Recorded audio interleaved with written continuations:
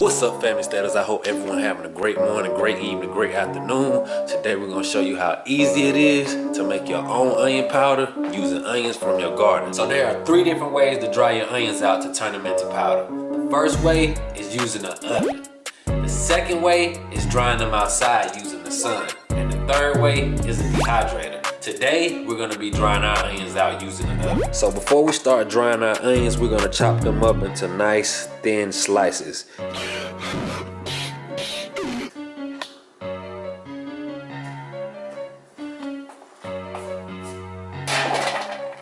So for our green onions, we're just gonna chop them up with scissors.